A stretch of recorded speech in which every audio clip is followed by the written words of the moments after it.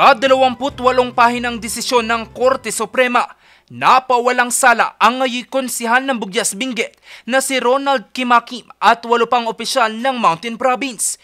Ito'y sa kasong inihabla ng Sandigan Bayan taong 2023 dahil umano sa paglabag sa Republic Act No. 3019 o Anti-Graft and Corruption Practices Act.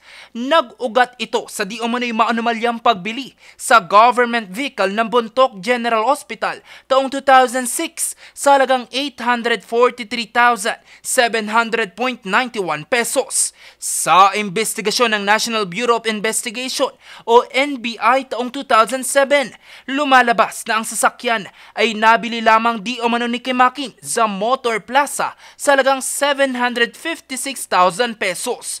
Nagdulot raw ito ng undue injury sa pamahalaan sa halagang 87,700.91 pesos na isa lamang sa dahilan para maharap ang mga ito sa 6 hanggang 8 taong pagkakakulong at diskwalifikasyon na makaupo sa anumang pwesto sa pamahalaan.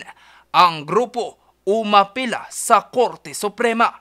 After their conviction, si board member Kimakim came to us asking for our help, and we accepted to handle the difficult case before the Supreme Court because alam naman natin yun yung court of last resort.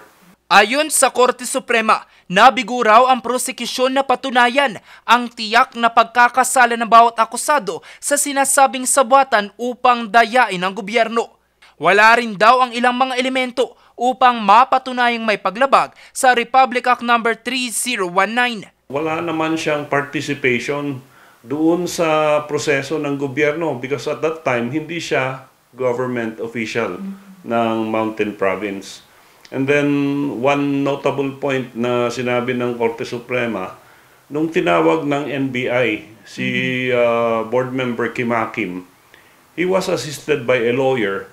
Pero nung gumawa na siya ng statement, pinapirma sa kanya without the assistance of counsel.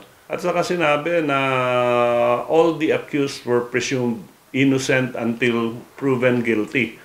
And the accusation is never synonymous to guilt.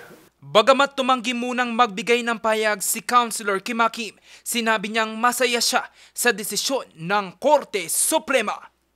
Jose Robert Inventor para sa Luzon Headlines.